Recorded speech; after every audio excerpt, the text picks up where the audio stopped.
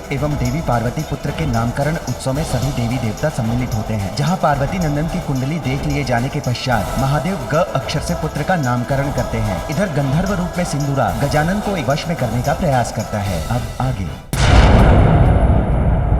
माता है हाँ, और माता का हृदय तो अत्यंत विशाल होता है, अपने संतान की अनेक भूलों को भी क्षमा कर देता है। तो आज अपने पुत्र के नामकरण संस्कार के दिवस क्या आप मुझे क्षमादान नहीं देंगी माते?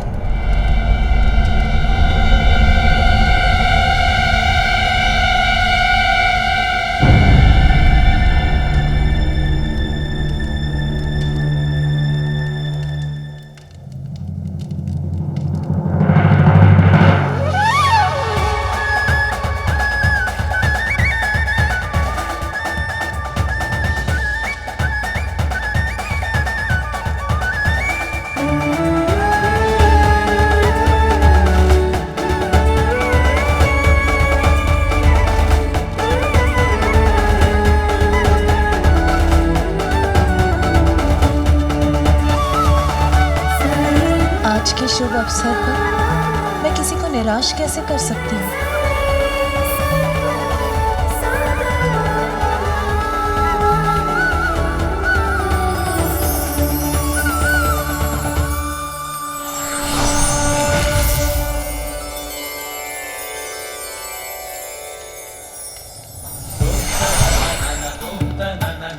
लीजिए शनिदेव, आपकी यहाँ की यात्रा और याचना दोनों सफल हुई। मैंने आपको क्षमा की। मेरा पांव पुनः कुशल हो गया, अब कोई पीड़ा नहीं है मुझे। मुझे क्षमा करने के लिए आपका कोटि कोटि धन्यवाद माता। मैंने आपको इतना कष्ट पहुंचाया कि तुम मेरी एक गुहार पर आपने मुझे क्षमादान दे दिया, मेरे सभी कष्टों को दूर कर दिया। इससे बड़ी उदारता और क्या होगी माता। देवी पार्वती, आपको कोटि कोटि धन्यवाद। आज के शुभ दिवस पर उपहार तो मुझे देना चाहिए था, किंतु हम पर उपकार आपने किया। मेरे स्वामी को क्षमादान का उपहार दिया आपने, जो मेरे और स्वामी के लिए वरदान के समान है। मैं तो बस गजानन को यही आशीष देना चाहती हूँ कि सभी अनिष्ट उससे सदा दूर रहे, कोई भी संकट उसके समीप आने से पूर्व ही नष्ट हो जाए। यही मेरी मंगल कामना है गजानन की। किंतु कहाँ है मेरा पुत्र गजानन? अतिथि सत्कार में इतनी व्यस्त हो गई कि बहुत समय से उसे देखा ही नहीं। देवी पार्वती, कोई और भी है जो आपसे भयभीत? कौन कौन भयभीत है मुझसे भ्राता श्रीहरि? वहां देखिए।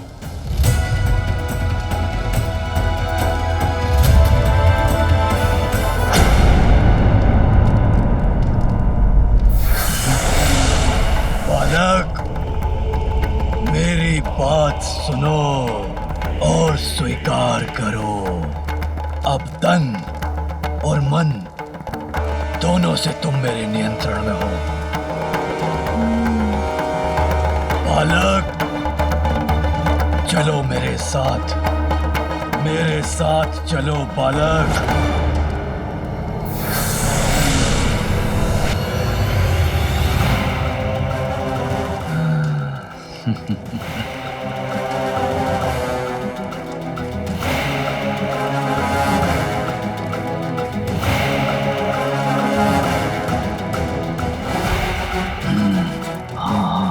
उचित है। आगे बढ़ो बालक, बढ़ो आगे। चलो मेरे साथ, चलो बालक।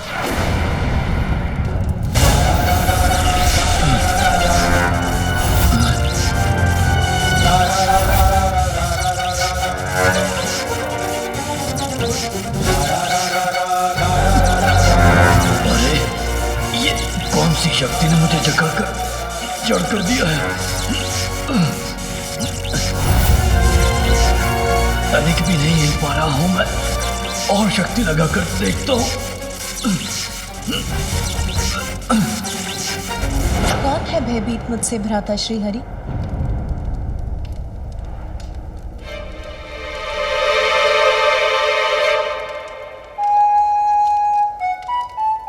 भ्राता माता नारायण, वो तो देवर्षि नारद है ना, वहां क्यों छिपे हैं? यहाँ क्यों नहीं आते? उन्हें मुझसे क्या भय? क्यों ना इस प्रश्न का उत्तर उन्हीं से पूछ ले। देवर्षि नारद, यहाँ आइए। देवी पार्वती आपसे कुछ पूछना चाहती है।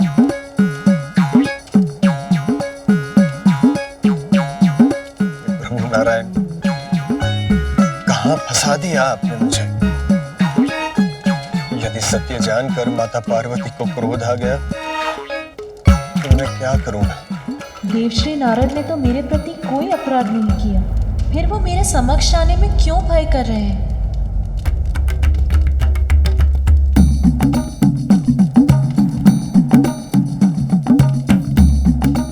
देवर्षि, आपके मन में जो भी विचार, निसंकोच होकर देवी पार्वती से कहिए।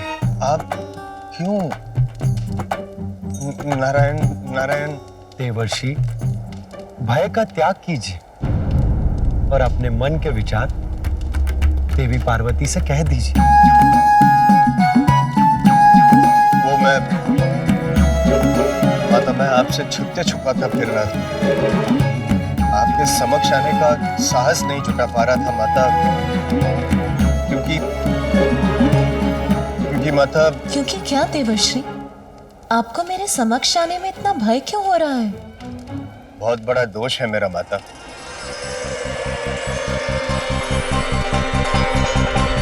अधिक समय तक देखने का काम दे रहा है सुझाव। क्षण भर के लिए देख लीजिए, यही है नारद का भाव। क्षणिक देख के घुमा लीजिएगा अपनी दृष्टि, इसमें कहाँ घूमने वाली है सृष्टि। मैंने ही शनिदेव को अपने शब्दों के जाल में उलझा कर दिया भ्रमित। तो कैलाश आकर आपके पुत्र का मुख देखने के लिए किया प्रेरित।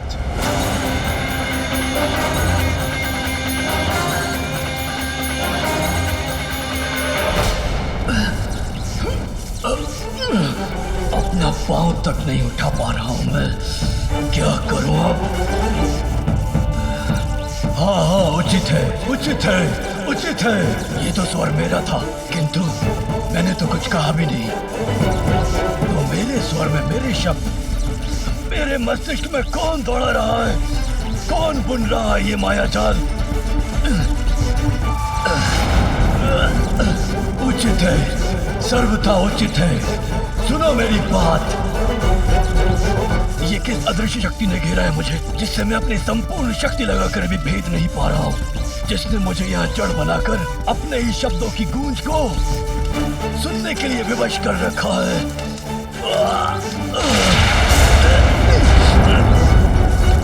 उचित है, सर्वथा उचित है। सुनो मेरी बात। तुम गजमुख बालक, ये क्या कर रहे हो मेरे साथ? हाँ, उचित है, सर्वथा उचित है। मैं क्या कर रहा हूँ? मुझे तो लगा कि आप कहीं जा रहे हैं। ये कोलाहल, ये शोर, ये स्वर तुम्हें सुनाई नहीं दे रहा बालक? बंद करवाओ इसे। बंद करवा दो? ये सब हमारे अतिथि हैं और अतिथि तो देवता समान होते हैं,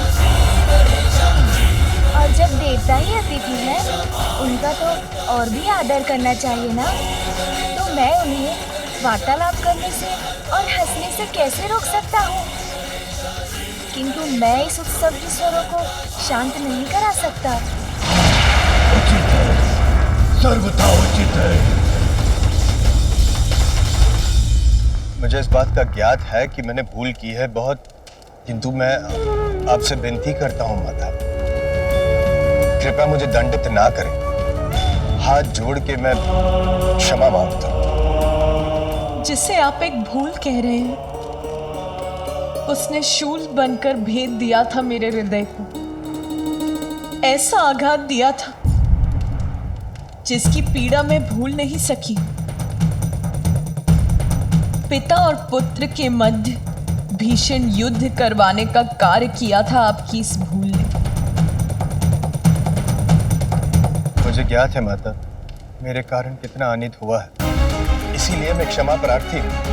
किंतु मैंने जो भी किया माता, उसमें मेरा हेतु केवल जगत कल्याण था। जगत कल्याण में तो हमारा भी कल्याण निहित। उत्तर दीजिए मुझे, आपके इस कृत्य से जो कष्ट हमें पहुंचा, उसके लिए कौन उत्तरदायी है? मैं, किंतु मैं वो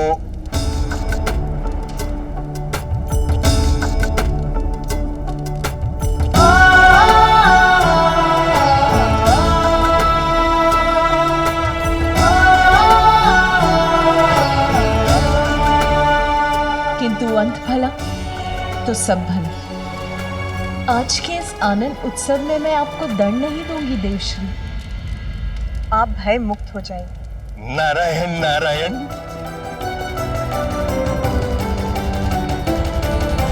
किंतु प्रत्येक क्रिया की प्रतिक्रिया अवश्य होती है। ये मत भूलिए देवश्री, व्यक्ति का कोई भी कर्म, उसकी कोई भी भूल नियति कभी नहीं भूलती।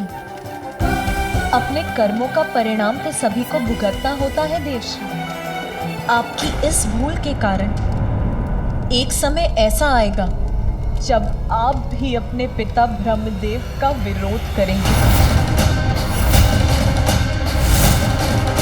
और अपने पिता के विरोध जाना आपके लिए शुभ नहीं होगा देवश्री। मैं आपको दंडित नहीं करूंगी, किंतु नियति न्याय अवश्य करती है और ये नियति का न्याय होगा।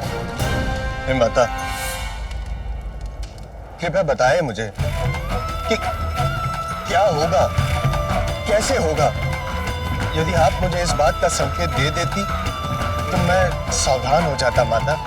नियति का न्याय निर्धारित होता है, इतना तो जानते हैं ना आप देवश्री। जो भी होगा भयंकर होगा, किंतु वो आपके समक्ष समय आने पर ही आएगा।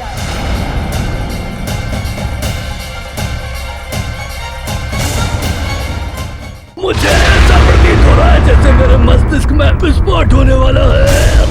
ये कोलाहल मुझे प्रताड़ित कर रहा है बालक।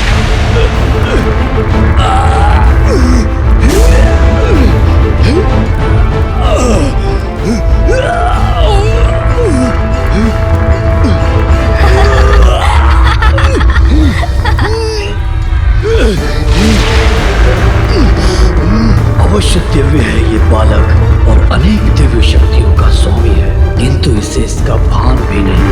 मैंने अपनी शक्ति से इसको सम्मोहित करने का प्रयत्न किया, किंतु विचार का जो वार मैंने इस पर किया वो तो उल्टा मुझ पर ही पड़ गया और मैं यहाँ जकड़ कर रह गया। इससे सावधान रहने की आवश्यकता है सिंधुरा।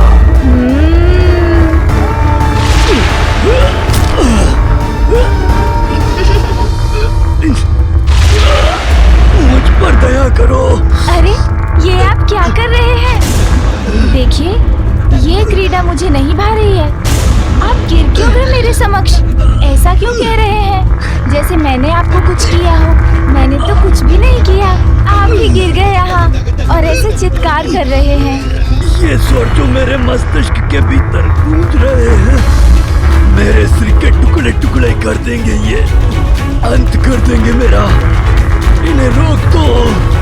ओह, तो आपके मस्तिष्क में कुछ है जिससे आप इतने विचलित हो रहे हैं। कोई बात नहीं, मैं अभी निकाल देता हूँ उसे।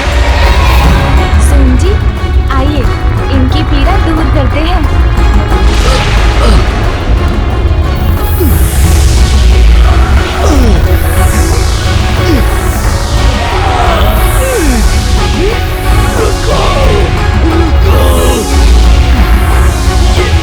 ये क्या हो रहा है मेरे साथ?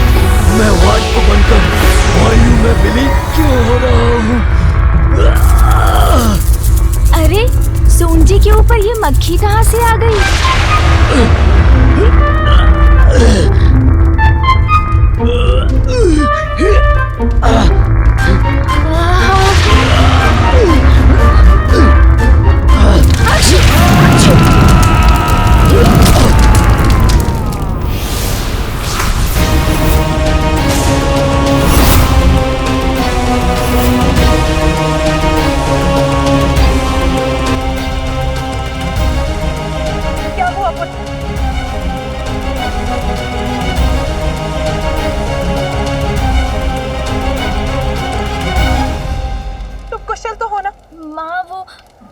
मुझे क्षमा। तुम्हें क्या क्या हुआ था पुत्र तुम्हें?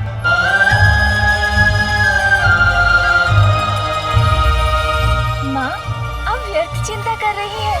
मुझे तो कुछ नहीं हुआ। देखिए, सकुशल खड़ा हूँ आपके समक्ष।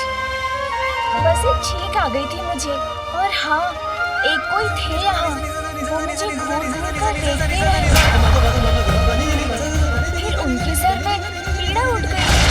मैंने उनकी सहायता करने का प्रयत्न किया, किंतु छींक आ गई।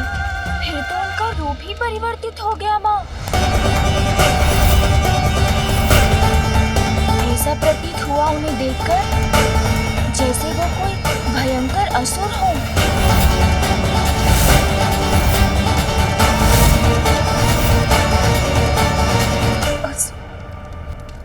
यहाँ कैलाश में? गौरी, क्या हुआ? गजानन कुशल तो है? स्वामी, एक असुर था यहाँ और हम उसे पहचान नहीं सके। गजानन पर घात लगाए बैठा था। कौन हो सकता है वो असुर स्वामी?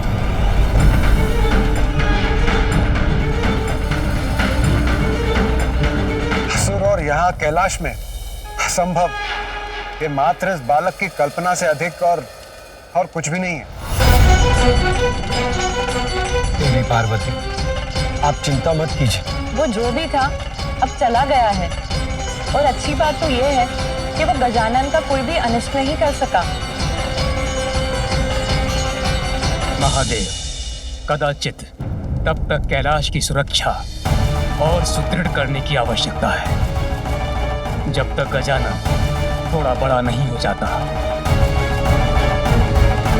माता, इसी पल से मैं और अन्य सभी गण बालक गजानन के समीप रहेंगे, सदैव उन पर दृष्टि बनाए रखेंगे। आप चिंता ना करें।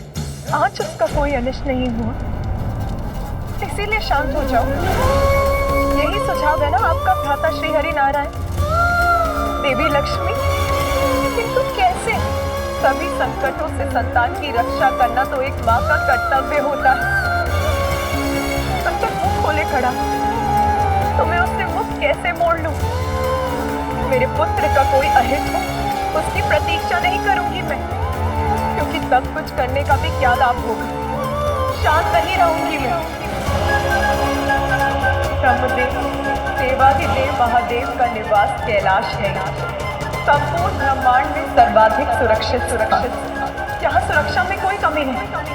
कमी है तो कहीं ना कहीं प्रारब्ध में, जिसके कारण जन्म से ही मेरे पुत्र के जीवन पर कोई ना कोई संकट छाता रहा। सुनिए सब, जब तक मैं अपने पुत्र गजानन की सुरक्षा के प्रति निश्चिंत नहीं हो जाती, मैं अपनी चिंता नहीं त्यागती।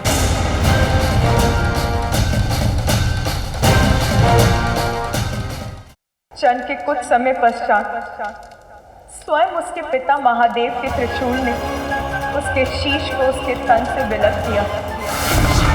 फिर उसे एक नवीन शीश एक गज का ही मिल सका। और आज यहाँ आप सभी की उपस्थिति में एक असुर ने यहाँ आकर मेरे पुत्र पर घात लगाने का साहस किया, तो फिर भविष्य में कौन सा अज्ञात संकट किस रूप में उस पे टूटेगा, ये किसे ज्ञात है? माता, जो भूतकाल में हो चुका है उसका विचार कर स्वयं को कष्ट देना उचित नहीं, और जो हो ही नहीं सकता उसकी कल्पना कर उसकी चिंता करना और भी कष्टदायक हो सकता है। माता, इस सुर सभा में किसी असुर का प्रवेश करना असंभव है, और हमारे पास यहाँ किसी असुर के होने का प्रमाण भी नहीं। इसलिए संभव है कि इस बालक ने अपनी कल्पना से कोई गलत कर लिया। देवी पार्वती, आप गजानन की मां हैं। आपका उनके लिए चिंतित होना स्वाभाविक है, किंतु आप हम पर विश्वास कीजिए। हम सभी गजानन की सुरक्षा का ध्यान रखेंगे। उनके साथ कुछ भी अनिष्ट नहीं होगा।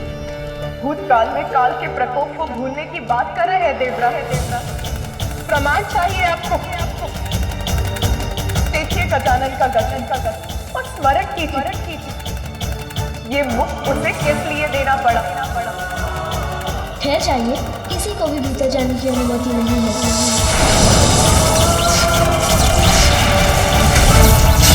कि उसके प्रारब्ध का ही प्रमाण और प्रमाण चाहते हैं आप। तो सुनिए, एक माँ का हृदय अपनी संतान पर आए छोटे से छोटे संकट को भी भाप लेता है। मेरी आशंका निराधार नहीं, मैं उसकी सुरक्षा के प्रति अस्वस्थ नहीं हूँ ब्रह्मदेव। हमें उसकी सुरक्षा के प्रति कुछ और करना ही होगा। देवी पार्वती, तो फिर आप क्या चाहती हैं? ये स्पष्ट कीजिए। मैं चाहती हूँ कि आप श्री हरि नारायण और महादेव मेरे पुत्र का प्रारब्ध परिवर्तित कर दें, उसे देवस्त्र प्रदान करें।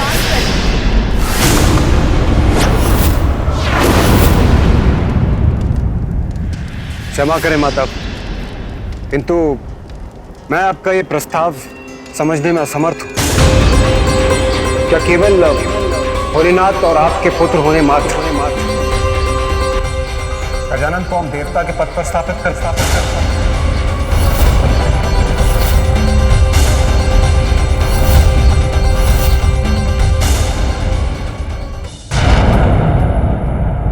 माता है हाँ, और माता का हृदय तो अत्यंत विशाल होता है, अपनी संतान की अनेक भूलों को भी क्षमा कर देता है। तो आज अपने पुत्र के नामकरण संस्कार के दिवस क्या आप मुझे क्षमादान नहीं देंगी माते?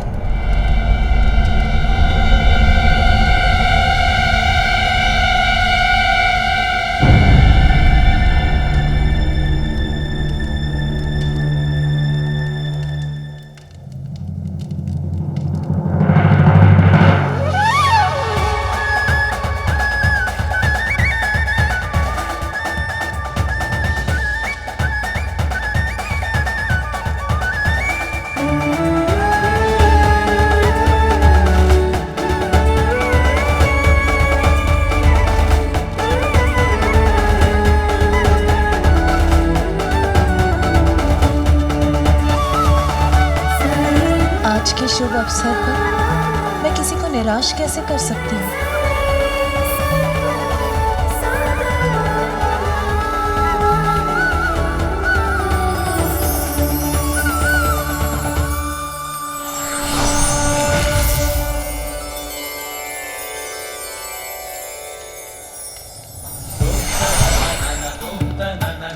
लीजिए शनिदेव, आपकी यहाँ की यात्रा और याचना दोनों सफल हुई। मैंने आपको क्षमा की।